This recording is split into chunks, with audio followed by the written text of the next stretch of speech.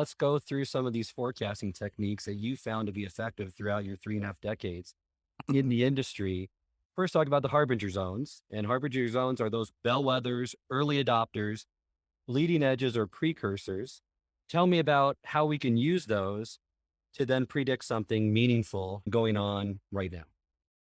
Bellwether is an ancient term developed back in the medieval ages, and it refers to the practice of hanging a bell on a castrated male sheep in a sheep herd.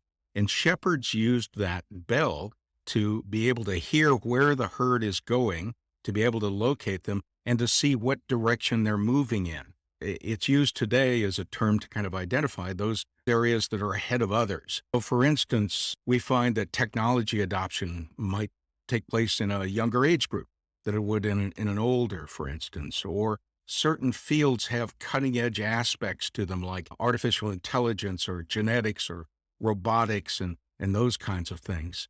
One of the newer sources I've been using is called The Hustle, and they have come up with they've identified something that developed through research in the last 5 years called harbingers of failure. What these are customers on product tests that have adopted all of the wrong choices.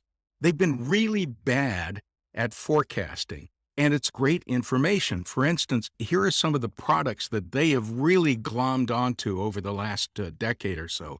Crystal Pepsi, which you've never heard of, very probably, watermelon Oreo, Frito-Lay lemonade, and one of my favorites, Colgate lasagna. Don't those sound like great products to you? That's one of my favorites. Or Cheetos lip balm. And they've been able to identify these people by demographics and location. There are certain zip codes that are full of harbingers of doom. And these give you the idea of what it is that you don't want to do.